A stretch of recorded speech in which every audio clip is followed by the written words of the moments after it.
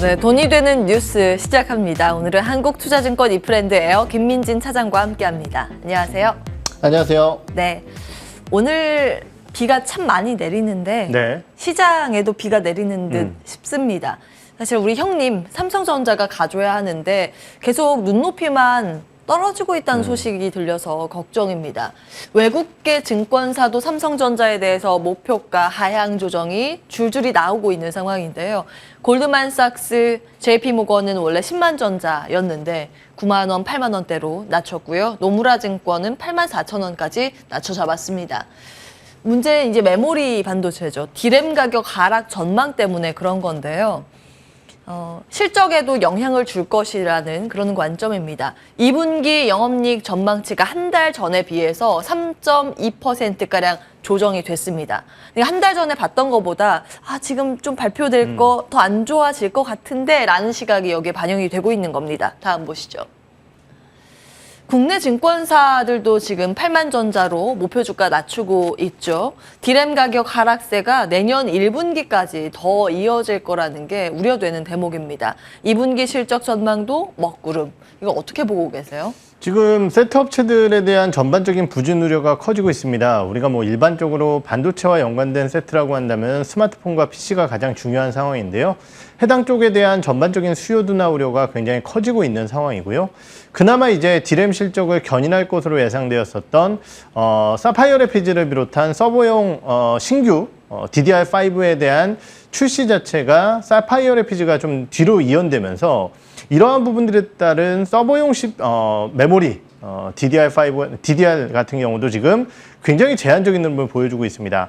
가장 중요한 수요처라고 할 수 있는 전방 세계가 쉽지 않다 보니까 결국은 이제 눈높이가 낮춰질 수밖에 없다는 측면이고요. 그러면은 지금 삼성전자의 주가 흐름 자체가 2분기 실적 때문에 그런 것이냐? 그건 아니라고 판단을 합니다. YOY 기준으로 2분기 실적 굉장히 좋은 실적이고요. 눈높이가 좀 낮아지고 있지만은 문제는 뭐냐면은요. 가장 중요한 메모리 반도체 쪽에 대한 업황 반등의 시점이 계속 이연되고 있는 부분 때문이라고 평가를 드릴 수 있을 것 같습니다. 연초만 하더라도 1분기에는 전반적으로 하락을 하지만은 2분기에 어느 정도 플랫 혹은 저점 확인 이후에 3분기부터 좋아질 것으로 예상되어졌던 디램의 업황인데요. 최근에는 3분기, 4분기 디램 가격에 대한 하락을 예상하더니 오늘 외국계 증권사에서는 내년도 1분기까지 디램 가격에 대한 하락을 전망하고 있습니다. 물론 주가란 것은 3에서 6개월가량 선행을 하기 때문에 이러한 부분들에 따른 주가에 대한 반등 시점 자체가 내년도 1분기다라고 말씀드리는 건 아니지만은 그때 한 두세 달 지나서 그럼 과연 1분기에 업황이 돌아설 것이다라는 자신감을 가지고 얘기할 수 있는 사람들이 과연 있을까? 이러한 부분들이 분명히 부담되고 있다는 거죠.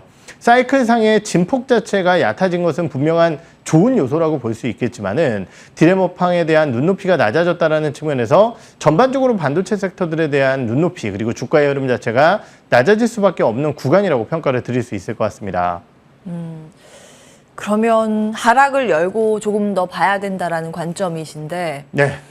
삼성전자와 함께 문제는 우리나라 반도체와 연관된 밸류체인이 굉장히 많다라는 점입니다. 그렇죠. 소부장 다 같은 의견이세요? 지금 소부장 같은 경우 그나마 이제 우리가 소재 관련 업체들 혹은 일부 부품 관련 업체들이 좀 버텨내는 모습을 보였었는데 최근 같은 경우는 이 말씀드렸던 업황에 대한 이연 가능성이 더해지면서 버텨냈었던 주가들이 다 하락을 하고 있는 상황입니다. 물론 장기 투자자라고 한다면야 모아가는 시점으로서의 주식에 대한 매수 관점 배제할 수 없다라고 판단을 합니다. 하지만은 단기적으로 해당 기업으로 수익을 낸다라고 한다면은 업황에 대한 반등 시점이 조금 더 확인되는 구간, 즉 시간이 조금 더 필요한 구간이 아닐까라는 판단에서 소부장도 비슷한 의견을 드릴 수 있을 것 같습니다. 당분간은 보수적인 시각으로 우리도 같이 봐야 된다는 의견 주셨습니다. 반도체 전체적인 이야기를 해봤고요. 다음 기사 열고 두 번째 주제 이야기 나눠보겠습니다. 애플 부품주가 최근 반등을 보이고 있습니다. 물론 오늘 많이 떨어져서 네. 이제 그 질문 잠시 후에 드릴 텐데요. 애플 4월 세계 스마트폰 시장 점유율인데 검은색이 아이폰 시리즈입니다. 여기서부터 여기까지가 다 아이폰이고요. 아이폰 11, 프로 맥스, 프로 12 이런 것들, 13이네요. 그리고 파란색이 삼성인데 삼성 제품 두 개가 5위, 6위에 이름을 올렸습니다. 다시 애플, 삼성 이렇게 있는데 점유율 자체가 많죠, 애플이. 1위가 5.5%를 차지하고 있고요. 2위가 3.4%입니다. 다음 보시죠. 이제 부품 밸류 체인이 우리나라에 많이 있으니까 이제 네. 그게 궁금한 상황입니다. LG이노텍 2분기 깜짝 실적 나오지 않을까, 잘 나오지 않을까 이런 기대감이고요. BH는 어제까지 일주일 사이에 주가가 좀 오르는 모습이었습니다. 아이폰 새로운 전략 스마트폰 14 시리즈 출시 후에 주가 상승폭이 커질 전망이다. 뭐 이런 기대감은 있습니다. 네. 어떻게 평가하세요? 참 어려운 내용입니다. 왜냐면은 얘네가 진짜 얼마나 잘 팔지 그 누구도 모른다라는 거죠. 지금 이제 시장에서는 전년도 판매, 전 라인 판매가 이제 1억 대 정도 생각을 했었고, 이번 이제 14 시리즈가 1.2억 대 가까이 팔릴 것이다라는 추정을 하고 있습니다. 이러한 긍정적인 추정 이면에는요, 상반기에 전반적으로 비수기임에도 불구하고 아이폰, 밸류 체인 내에서 굉장히 이제 고부가치 제품군들, 하이엔드 제품군들에 대한 판매가 좋았기 때문이고요. 거기에 대해서 이제 이번 아이폰 14 같은 경우는 역시 이제 하이엔드 제품군에서 카메라 화소수에 대한 변경이 있습니다. 4,800만 화소에 대한 후면 카메라가 들어가게 되기 때문에 리오프닝 상황과 함께 여행객에 대한 스마트폰 교체 수요라든지 이런 것들이 발생될 것이다라는 기대감을 반영하고 있는 상황이거든요. 근데 문제는 뭐냐면은 이것은 지금까지의 전반적인 아이폰 출하량에 대한 기대감이고, 지금 인플레이션이라든지 경기 둔화에 대한 우려감 때문에 세트 수요가 둔화되고 있는 가운데 아이폰은 아직 출시를 하지 않았습니다. 이러한 경제 상황이 더욱더 깊어지게 된다라고 한다면은 과연 아이폰 14에 대한 출하량이 전망치만큼 나올 수 있을 것이냐라는 우려감이 있을 것 같다는 판단이 들거든요. 그렇기 때문에 부품주들에 대한 투자 의견은 굉장히 어렵지만은 그럼에도 불구하고 대응할 종목은 좀 있을 것 같다라는 판단이 들기 때문에 그러한 부분 쪽으로 해서 전략들을 살펴보시는 것이 좋으실 것 같습니다. 예, 옥석 가려 보면 괜찮은 기업이 있다고 보셨는데 네. 그게 어떤 기업일까요? 저는 지난번에 이제 한번 나와서 말씀을 드렸었던 것 같은데요. BH에 대한 관심도를 좀 가져가고 있습니다.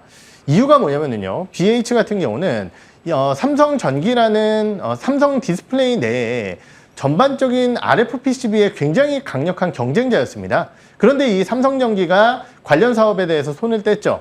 그러한 상황 속에서 이제 점유율이 조금씩 높아지고 있는 가운데 처음으로 맞는 애플의 성수기, 즉 애플의 신제품이 나오는 시기가 올해 첫 해입니다. 그러다 보니까 BH의 실적 자체는 올해의 YOY로 좋아질 가능성이 매우 높다라는 거겠죠. 두 번째로 출하량이 좀 떨어지더라도 전반적으로 환율 효과에 대한 기대감이 좀 커질 수 있는 부품주의 상황이기 때문에 이러한 부분들도 하나의 모멘텀이 될 수도 있다라는 판단을 드릴 수 있을 것 같습니다. 거기에 더해서 이제 기회 요인이라고 한다면은 BOE가 애플 쪽에 3천만 장 정도의 OLED를 납품하기로 했었는데요. 지금 이제 돌아가는 상황 자체가 뭐 된다 안 된다를 확증할 수는 없겠지만은 만만치 않다라는 얘기들이 좀 있는 것 같고, 그러한 부분들이 나오게 되면 해당 물량이 삼성 디스플레이와 LG 디스플레이 쪽으로 넘어갈 가능성이 있습니다. 그렇다고 한다면은 BH의 물량이 늘어날 가능성이 있고요. 내년도 같은 경우는 아이패드 쪽에서 OLED 탑재 가능성이 나오고 있는데요. 그렇다고 한다면은 RFPCB에 대한 탑재량이 더욱더 늘어날 것이기 때문에 BH에 대한 기대 요인은 올해 하반기에도 좀 이어지지 않을까라는 판단을 드릴 수 있을 것 같습니다. 네.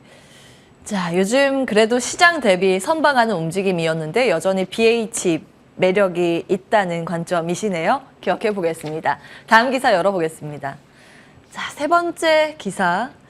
조선 이야기를 좀 할까 합니다. 올해 LNG선 발주가 100척이 넘었다는 소식입니다. 역대 최다고요. 전 세계 기준입니다. 보시는 것처럼 꾸준히 좀 올라가고 작년 1년 동안 수주가 86척인데 이번에 발주가요 100척 넘었으니까 작년 1년 동안 한 거 반년에 다 하고도 남은 그런 상황입니다. 다음 보겠습니다. 우리나라 국내 조선 3사가 여기에서 절반을 수주했다는 소식입니다. 오늘이 6월 말이기 때문에 오늘 지나서 이제 추가 데이터가 나오긴 할 텐데 지금까지 집계된 걸로 보면 한국조선해양이 21척, 대우조선해양 18척, 삼성중공업 24척입니다. LNG선만이고요. 수요가 몰리면서 지금 선가가 꾸준히 올라서 그래서 더 비싸게 팔 수 있다는 기대감이 네. 일고 있습니다. 오늘 시장의 주인공 조선 그리고 조선 기자재가 아닐까 싶은데요. 어떻게 보세요? 우리가 이제 조선주들 같은 경우는 뭐 예전에 이제 제가 현대중공업 긍정적인 투자 의견을 드렸었고 사실은 이제 수급 이슈가 좀 마무리된 다음에 일부 이제 좀 조심을 해야 된다라는 말씀을 드렸습니다. 그때 이제 아무래도 원자재에 대한 이슈라든지 이러한 부분들 때문에 주가가 좀 조정이 나왔었는데요.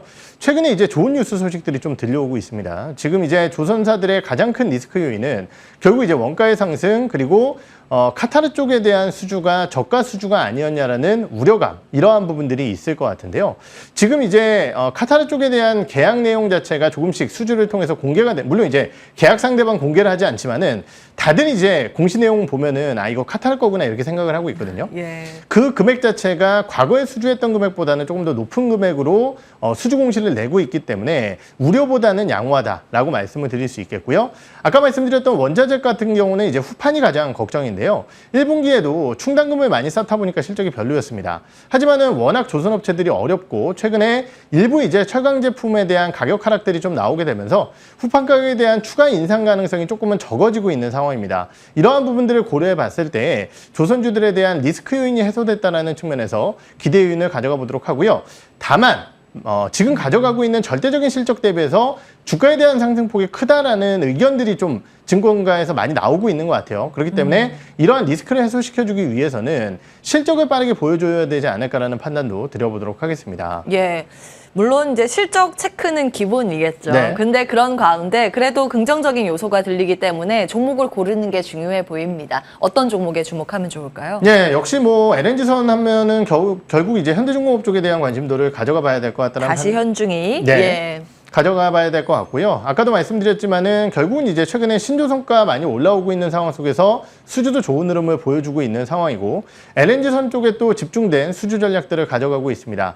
거기에 더해서 이제 동사가 가져가고 있는 또 하나의 가장 큰 요인은 수익성이 좋은 전 세계 선박 엔진 1위 기업을 가져가고 있다라는 선박 엔진 사업을 같이 하고 있다라는 부분이겠죠. 그렇기 때문에 이러한 부분들을 고려해 봤을 때 현대중공업, 그리고 이제 재무구조 자체도 다른 조선사들보다는 훨씬 더 뛰어납니다. 그렇기 때문에 안정성까지 좀 겸비한 현대중공업을 보시는 게 좋지 않을까라는 말씀을 드리도록 하겠습니다. 네. 역시나 현중이 예, 한동안 이제 가격에 대한 부담으로 인해서 물량 조절 기간이 있었는데 이후에 거친 그 기대감 때문에 네. 다시 한번 접근 전략 주셨습니다. 기억해 보도록 하죠. 한국투자증권 이프랜드 에어 김민진 차장과 함께했습니다. 말씀 고맙습니다. 네.